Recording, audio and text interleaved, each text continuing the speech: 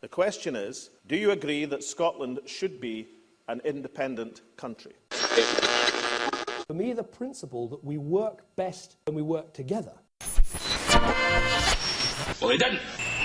Very serious. The referendum. It seems to me that they're not dealing with the issues.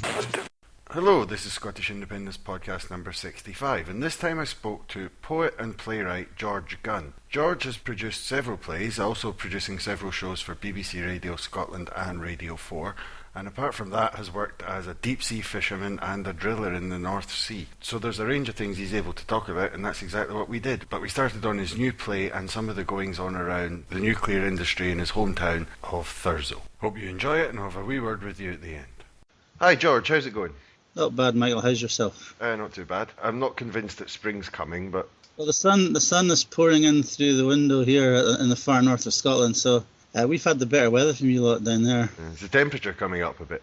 Yeah, it's supposed to be 12 degrees. That's for us. That's practically tropical. That's not too bad, I suppose. So, I suppose the first thing we should come on to is that you've got a play that's coming up. Would you just like to tell the listeners what it's called, when it's going to be out, and also what it's about? The play is called 3,000 Trees, and it's on at the Point Hotel in Edinburgh during the Edinburgh International Festival Fringe, and it runs for 3 weeks. And it's based on the state murder of Willie McRae in 1985, when the prominent Glasgow civil rights lawyer and constitutional lawyer was found dead on his way to Dorney in Wester Ross in April 1985. And it's basically, he was a vice president of the SNP for many years and was quite a high profile anti-nuclear campaigner, and had just won a couple of fights with the United Kingdom Atomic Energy Authority in Ayrshire and also in the Highlands about sites for prospective nuclear dumps. And he was on his way to a preliminary hearing here in Thurso, where I'm sitting speaking to you right now, which was going to lead to a public inquiry into the siting of a nuclear repository at Dounreay run by a company called Nyrex, of which there was a huge outcry locally, which is quite surprising considering the history of Dounreay and Caithness and all the rest of it. But his demise was always said by the state to be a suicide, even though the forensics after the event were a complete and utter disaster. I mean, the pathologist in Aberdeen said that in order for Willie to actually shoot himself in the back of the head with a gun he didn't have, he would have had to have 2 elbows in his right arm. So effectively, Willie was taken out of the game, and the play basically asked the question, will the British state kill people that they think are a nuisance or are a threat to security? And of course, in the recent events with David Kelly post the Iraq War, the answer to that is obviously yes. So the play is about that, but it's about this character called Willie Mackay, and it's set in a petrol station which is somewhere across between Achnasheen and Altnahara, and it's called Altnasheen. And it's basically 3 characters. There's a Willie Mackay character, there's the girl Kirstag who works in the shop, who's known to Willie and his family, and then there's an MI5 character in it lurking about in the background called Oliphant. And essentially the play is about freedom. What kind of freedom do we really want, and what are we prepared to pay for it, and what are the costs? And the struggle within the play is a struggle between life as represented by Kirstag and death as represented by Oliphant. So it's a short play, and Billy Riddoch, great Scottish actor, is playing Willie Mackay. And I'm delighted because Helen Mackay, a young actor from Thurso, is playing Kirstag, and Adam Robertson, who's also from Thurso, is playing Oliphant, the MI5 operative. And it's been directed by Libby MacArthur, whom I've known for a long time. So I'm very excited about that. It's amazing. I've never ever heard of this Willie Mackay story. I mean, it might be my years, but I certainly know the David Kelly story. But this is something I've never even heard of. Well, you have to remember, the character in the play is Willie Mackay, but the real person that I've based the narrative on was Willie McRae. Now, Willie McRae was taken out of the game in 1985, and you have to remember what was going on in Britain in 1985. On the back of the Falklands War, Thatcher's government basically pushed the boat out, and they took on the National Union of Mine Workers and had essentially what was a civil war in Britain, where the army were acting as the police and the police were acting as the army. And after the miners went back to work in 1985, the security services effectively were out of control, in my opinion. And Willie McRae's death was just part of that scenario where the state basically felt that it could do what it liked. And what this play represents, and the story of Willie McRae, the Glasgow lawyer, I mean, his people came from Dorney, they're classic emigres. They had to go to Glasgow to earn a living. But what the play represents is an attempt by an advocate of the people to tell the truth about the militarisation of the Highlands, about the whole story behind why there is 5 nuclear reactors on the north coast of Caithness, 6 miles from where I'm sitting, why everybody who works at Dunray signs the Official Secrets Act, why HMS Vulcan, which restores nuclear reactors for the engines of the atomic submarine fleet, is right next door. All of that, why the police at Dunray are armed, and why currently, as we sit and speak here, there is an auxiliary police force from the MOD who've been there for the last couple of years and basically harass the local population and treat them like terrorists. And all of this is part of the ongoing narrative of the play. I mean, I think you have to see history as a kind of narrative line. Above the narrative line, you have the objective reality of what's actually, what appears to be going on, and that's what we see on the television, what we hear on the radio, what the media tell us what's going on, and that's what's apparent. But then below that narrative line is the subjective story, which is what actually is going on, what's actually happening.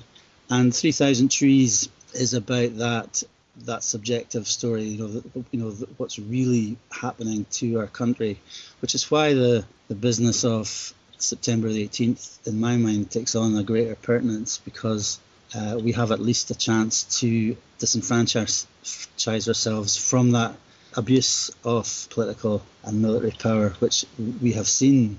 I live with it every day in relation to the Atomic Energy Authority out at Dunray, which is laughingly called a civil nuclear authority. There is no such thing as a civic or civil nuclear authority. They're all part of the great military machine. And even if, at the height of the Cold War, if there was a missile strike on Dunray, which was a grade level 2 target for the Soviet Union, none of us in Caithness and North Sutherland would be classified as civilian casualties. We wouldn't appear in any sort of list if there was anybody left to have a list. We're all military. We'd be classed as military casualties. And this sort of thing, the fundamental question of democracy is in all of this, because when you're dealing with something like the nuclear program that Britain follows blindly in the wake of the United States, you realise that there is no such thing as democracy. Yeah, I don't want to diminish the gravity of what you're saying there, but I actually read something that they want to turn the Dunray, when it's decommissioned, into a hotel. I don't know if you've ever heard about this. Yeah, well, there's lots of rumours about that, but the point about Dunray is that the 5 nuclear reactors there, the test reactor, the DFR, the PFR, and the 2 at HMS Vulcan run by Rolls-Royce, are all going to be decommissioned because they're all part of the 1950s, 1960s white-hot heat of technology, and now they're all rusty pipes. But the site has been decommissioned by Babcock's, or as they're now known, Cavendish Nuclear. But basically, the whole thing is so highly toxic that it's going to be buried in a site at Baldu. And what that means for us is that we'll have another burial mound to add to our already impressive Neolithic collection. This one will have a flashing light on it, and you won't be going anywhere near it. No human being will be going anywhere near it for 500 years. So this business of having, the dome as a hotel or a disco or whatever it is, it's fanciful, but it's no more fanciful than anything else I've heard. But the reality is toxic waste. That's the reality. You've said about there's problems for the locals, interacting with the various agencies and police that are involved. But with the toxic waste, just to stay on that for a moment, I mean, are there any sort of fallout problems for the local environment that have been proven over the years? Oh yeah, I mean, the thing about Dunry is it's leaked from the very beginning. But I mean, of course it would leak because I mean, they use seawater to cool the reactors. So obviously, there's an intake and an outtake. So, and they've been finding particles all over the north coast for as long as Dunry's been in it. So that's since the early 1950s. So this is nothing new. I mean, the latest one at Vulcan was essentially a leak of radioactive waste. But I mean, the thing about it is that it's quite common. But the problem with it is it's all bound up by secrecy. Everybody's. If you go into the Com Bar in Thurso Michael and ask your pal how you getting on the day at your work, Jimmy, Jimmy can't tell you because Jimmy's signed the Official Secrets Act. And if Jimmy actually tells you that he might have been sleeping all day or whatever the hell he was doing, then he could technically be put in jail. And that's the problem. On one hand, this is again an example of this narrative line I was talking about the objective reality and then the subjective reality underneath it. Objectively, everything's fine. The United Kingdom Atomic Energy Authority, and now Babcock's Nuclear, or the NDA, the Nuclear Decommissioning Authority above them, nothing ever goes wrong at these places at all, of course, until they do. And that's when you get into the subjective story about what actually happens. The problem with that is that locally, because nobody knows what's going on, you're in this sort of world of rumour and innuendo and all sorts of stuff. So, I mean, that's why I wrote the play, 3,000 Trees, was to try and get some sort of sense of perspective on just what the hell is going on. Just to come back to the Edinburgh Festival then, because next question fits in with this narrative you're saying of what's happening on the face of it and what's happening underneath, because there's been lots of criticism of what's going to happen at the festival when this independence referendum, the most important thing in Scotland for 300 years, is about to happen. And a lot of people are saying, they're not going to talk about it in the festival, but you're obviously going to do a play that addresses the issue. But what do you think about this criticism that many people won't be talking about it? And do you think that nearer the time there will be shows and there will be activity surrounding it more than they're suggesting at the moment? Well, there's two things to say about that. One is the good thing is that there'll be 3 theatre productions I know of that will be discussing the referendum in one shape or form, or reflecting the political and social energies which the referendum represents. And one is 3,000 Trees, and the other is the play by Alan Bissett that's going on, and the other is a play that Chris O'Dolan is writing for David Heyman. So that's 3 I know of. So that's 3 more than, for example, Jonathan Mills at the Edinburgh International Festival would probably want. But I think what you have to understand about the festival, essentially, is that what the Edinburgh International Festival represents is state culture, and it's corporate culture. So they're quite happy to celebrate or mark the First World War or the British Commonwealth as though these 2 things were some kind of controlled social experiments or, community arts events or something. But on the other hand, they don't want to encourage the debate about democracy. And for example, the problem is that the International Festival is allergic to Scotland anyway. I mean, the festival could effectively happen on the moon. It just so happens that it happens in Edinburgh. It's got very little to do with Scotland. And then even when they do things about Scotland, I'm not talking about using companies like Scottish Opera or Scottish Ballet or the SNO or any of these fine things. But if they do a play, for example, about Scotland, like they did one about the Darien scheme last year, they can't seem to take it seriously. Somehow they have to send it up as though it's some kind of joke. So, the underlying narrative of that is that obviously the desire for Scottish independence, democratic process that the Scottish people are involved in is somehow a comic event. So on one hand they have that attitude, but my attitude to the Edinburgh International Festival is a bit like the same as Eamon de Valera's attitude to the British Empire. He said, we will defeat the British Empire simply by ignoring it. And I think that's my attitude to the Edinburgh International Festival. But I mean, I think the laws of entropy apply to the International Festival. Eventually it will run out of energy and it will run out of, sources of energy. And, the second law of thermodynamics will take over, whereby all the heat and light is dispersed to the edges, and essentially all that will be left of the Edinburgh International Festival over time is a sort of load of black photons at the edge of meaning, and the people of Scotland will get on with the business of producing their own culture, because what is culture, for God's sake? culture is what people do living together in a society. And what is the arts? What are the arts? Well, the arts are an expression of that culture. That's all it is. I think the caravan of the EIF will move on eventually.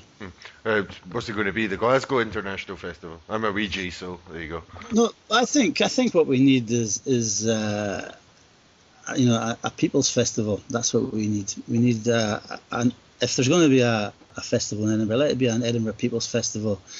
Because effectively that's where the fringe came from. I mean, Hamish Henderson and others started up the Edinburgh People's Festival in the 50s for the very reason that we're having this conversation, whereby the official festival refused to acknowledge Indigenous Scottish culture. And out of that, and this at that time was supported by the trade union movement as well, because the trade union movement and the folk movement, the folk revival movement, fell out over the Scottish question, as ever.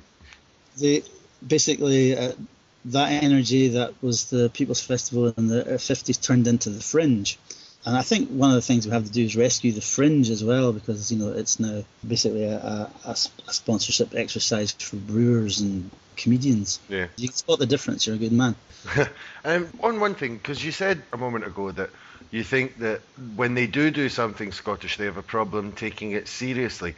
How do you think this plays in with the comments that maybe a year ago now Alistair Gray got into such trouble for making about who's the directors of these groups and so on? Do you think that Gray was right, or that it was fair the way that he was attacked for that? Well, I think you have to call a spade a digging implement, and I think the problem we have in Scotland, and it's a business of the fact that there's never been a Scottish director of the Edinburgh International Festival, but neither has there been a Scottish director of the Traverse, and so far there's not been a Scottish director of the National Theatre Scotland, and I think that's a problem. It's a problem when all our cultural institutions are run by people from out with Scotland. I mean, I've worked in other countries. I mean, I was working in the Westerbotten Theatre up in Sheffield in North Sweden, and the Repertory Theatre there has a budget bigger than the National Theatre Scotland, and it's only one of 8 regional theatres in Sweden. And I said to the director of that, well, it was the education director I was working with, and I said, what would you think if all of your institutions in Sweden were run by Germans? And he said it would be unthinkable. So but the problem is that when you have all your theatre buildings with budgets to produce new work, which is essentially where I come in, if the artistic directors of all these institutions, these buildings, these companies are from a different culture, from a different place, they've been either to an English public school or they've been to university somewhere, and then they come out and then they get a job, and then in 2 or 3 years' time they're running a building with a £750,000 of budget, and they don't know anything about Scotland, its history or its culture or any kind of connection with its future, then I think that's a major problem. It's a major problem for Scottish playwrights, because how can you have a dialogue based on any kind of mutual respect if the person that you're actually talking to really doesn't understand where Aberdeen is? Or doesn't understand, if you produce a script and there could be all sorts of little references in there that only kind of locals would get, and then someone coming from a long way away, not for bad reasons, but they just might miss half the references in your script or half the things you're getting at.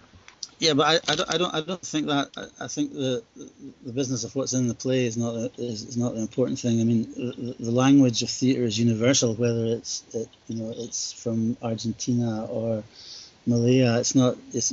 Or Australia. It doesn't really matter. The laws of the drama are universal.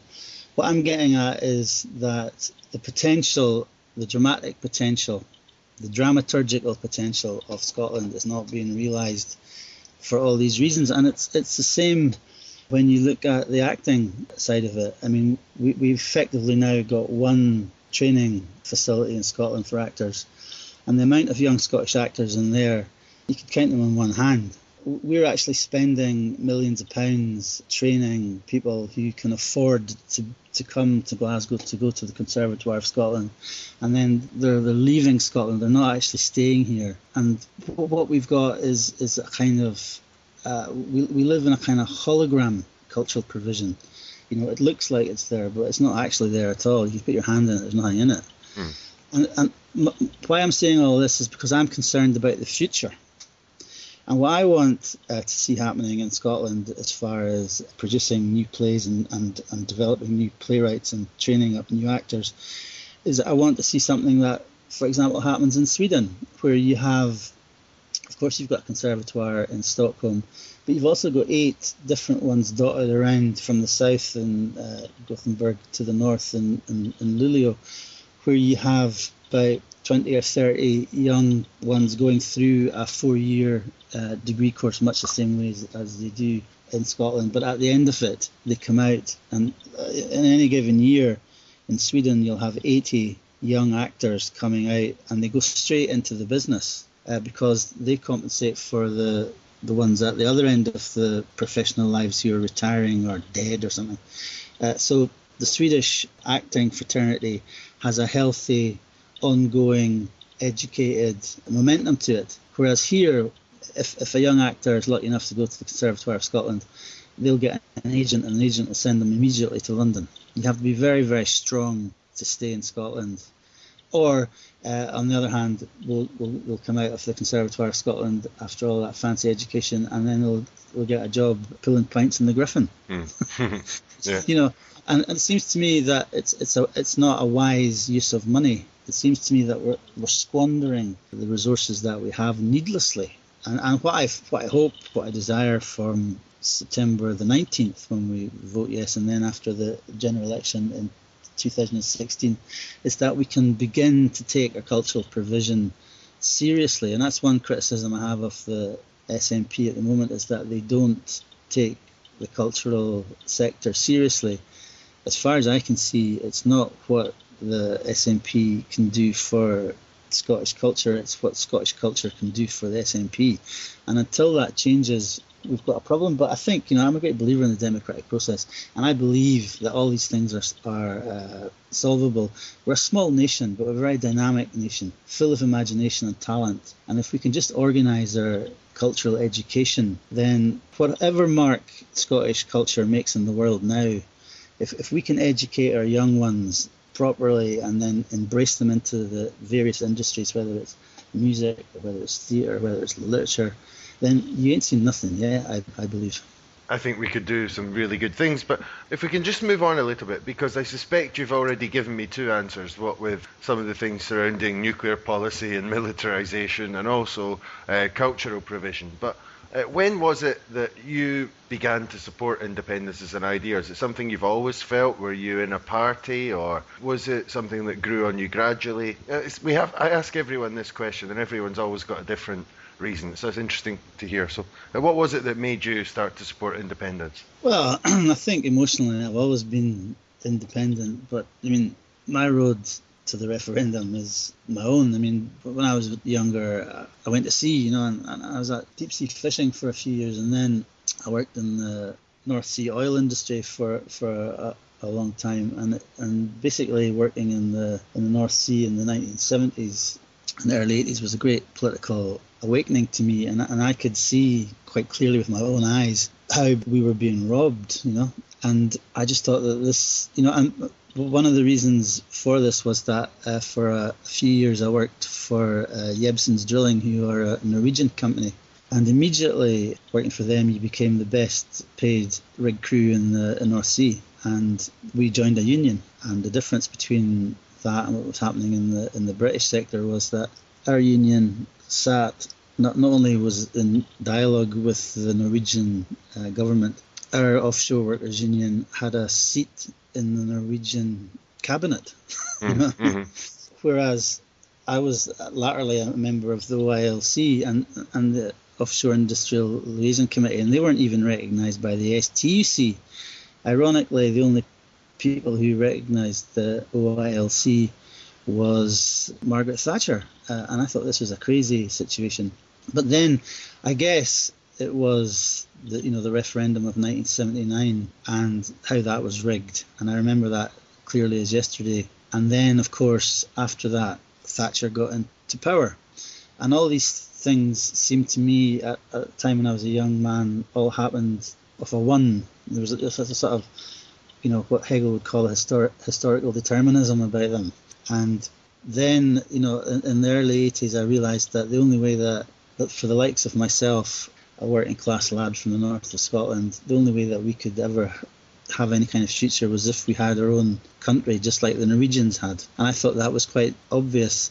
And then the miners' strike happened, and I was living in Edinburgh at the time, and the miners' strike was a major political wake-up call for me, because I could see what was going on with my own eyes, and I was working in the theatre by this time in 1984, and I was doing lots of stuff at Monkton Hall and Bilston Glen and talking to people, and I was appalled that this could happen in my own country. I just could not believe what was going on. So I decided that I had to do everything I could, whatever that would be, writing poems, writing plays, to try and get Scotland on some way to finding its own space in Europe, because I believe there's a space in Europe. It's an empty space, and it's shaped like Scotland, and we have to fill that space.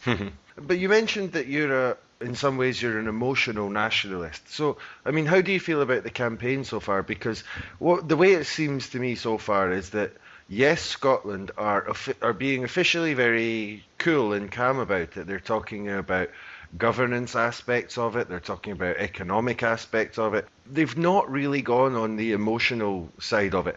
But most of the emotional nationalist stuff actually seems to be coming from the Britnat side, waving the flag, and as Simon described it, Cameron's sermon from Mount Olympus and so on.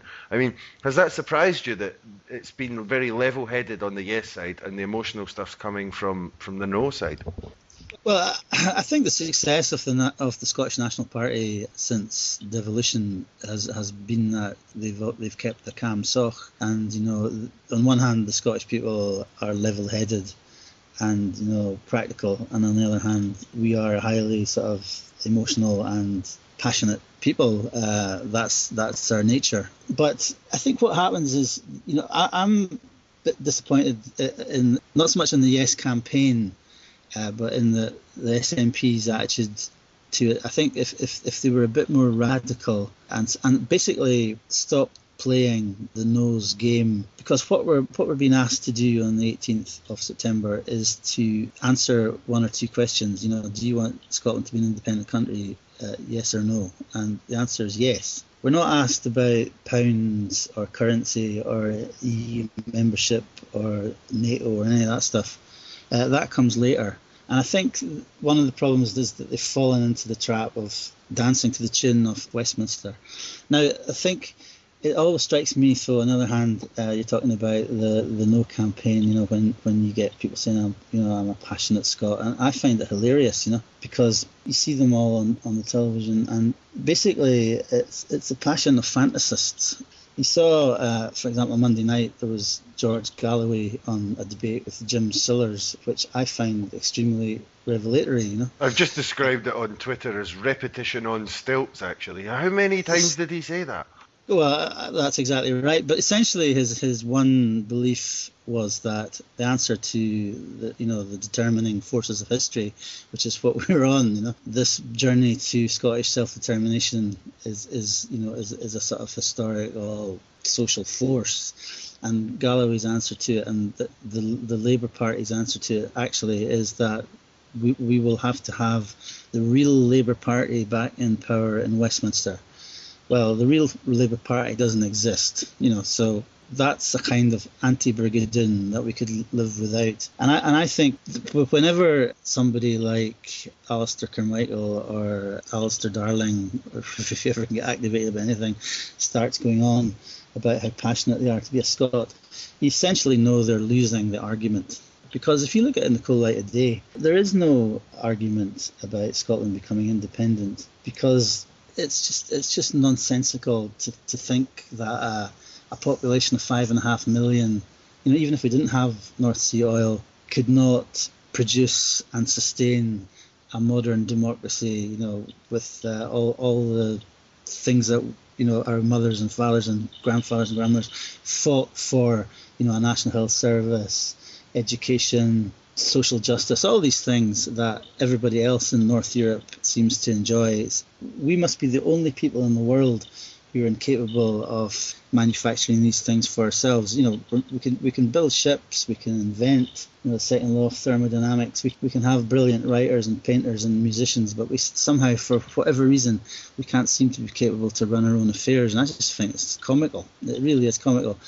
I mean, I would love to have Aristophanes right here to write a play about that, because he wrote one about the pomposity of his own time. It was called The Frogs. About all these little islands sitting around the Aegean, croaking away, about how pompous they are. And you can see on the international stage, even as we speak, Michael, what's happening in the Crimea, how ridiculously flaccid and bombastic and impotent the British state actually is. Yeah, nobody pays any attention anymore. No. There's a last little question. So what you're saying, we're told that we're uniquely incapable. Do you think that the lack of cultural provision and the lack of promotion of Scottish culture partly is responsible or feeds that feeling that in some way we're not capable? Yeah, I think it's part of the general confidence. If you're confident about your own cultural heritage, about your own ability to express yourself, about your own creativity, about your own imagination, and that's one thing I would say about the Yes campaign. We have to talk about imagination, because what we have to do is we have to imagine our country into being. We've dreamed it up, let's now imagine it into being. And I think if you deliberately have a policy whereby you don't teach your children the history of your own country, if you don't encourage them to participate in the expressive arts, whether that be music or poetry, whatever it be, then you are undermining their cultural confidence. And I think that's the problem. And until we wrestle back the means of production, cultural production, from people who occupy that space at the moment, then that's not going to change. It doesn't take a genius to work out how to instill in our young people the confidence to express themselves in their own cultural terms and to take that out into the world. And it makes good economic sense to do that. At the moment, what we're doing is we're wasting money providing nothing. And if you take, for example, a good use of money, which is something that a model that could be used throughout Scotland, is, for example, the Fèis movement here in the Highlands, whereby young bairns are taken, and during the summer, they get tutored in traditional instruments and singing and various aspects of that in the medium of Gaelic. And over the last 30 years, that's produced a huge flowering of latent talent that is basically like a big flower. And I can tell you this, without that there would be no Celtic Connections. There would be no multi-million-pound thing that happens every January in Glasgow. Without the Fèis, there would be none of that. And if we can do that with traditional music, you can do it with all the art forms. And once our people are confident within themselves culturally and have an ability to express themselves, then there'll be no stopping them. Do you think we're going to win? I think we are going to win. I think what's become increasingly apparent is that we live in a parallel universe. We live in a society where, for example, 2 weeks ago I was at a meeting in Thurso of the Yes campaign, and being Scottish, of course, I expected 3 men and a dog to appear, and there was 130 folk at that meeting. That's an atomic city, at Thurso, where everybody more or less signed the Official Secrets Act. And I think that's reflected throughout the country, and I think that's the difference between the Yes campaign and the No campaign, is that the Yes campaign in many ways comes out of the ground and the No campaign comes out of the TV. It is a great difference. The grassroots element of the Yes campaign, whereas it's the very, very top-down campaign, better together. But George, that's been brilliant. Thanks for coming on. Can I just make a plug for the Grey Coast, the company that's putting on 3,000 Trees? They have a website and it's www.3000trees.com. No problem. It's been great speaking to you, Michael. Thanks very much. So there you go, that was George. I hope you enjoyed that. There's a link to the website for George's new play on the page where you probably found this. I'll have another podcast out later on this week, and apart from that, as usual on the Scottish Independence podcast, the guest gets to choose the tune, and this is what George chose, so I'll speak to you next time. All life, the world is mine, the flowers and the trees days they're all mine. I am the day and the sunshine. Qua life the world is mine. Qua death the world is mine. Your lugs are deef, your inner blin. Your floorsman dwine in my bitter wind. Qua death the world is mine. Qua life the world is mine. I hae soft winds and healing rain, apples a hay and breeding wine. Qua life the world is mine. Qua death the world is mine. What stirts and reed gangs doon in pain, bairns wintin breed our mackin main. Qua death the world is mine. Qua life the world is mine. Your deedly work I cannot find. There's mate on earth for ilka wane. Qua life the world is mine. Qua death the world is mine. Your silly sheaves crying in my fire, my worm keeks in your barn and byre. Qua death the world is mine. Qua life the world is mine. Dole on your een, a galliard head can banty hell your black estate. Qua life the world is mine. Qua death the world is mine. Your rantin' hairtin' daddy's bra, he winna loup my prison wa. Qua death the world is mine. Qua life the world is mine. Though ye be prisons on marble stain, heart's love ye canny prison in. Qua life the world is mine. Qua death the world is mine. I hae dug a grave, I hae dug it deep, for war and the pest will gar ye sleep. Qua death the world is mine. Qua life the world is mine. An open grave is a furrow sign. You'll no keep my seat frae falling in. Qua life the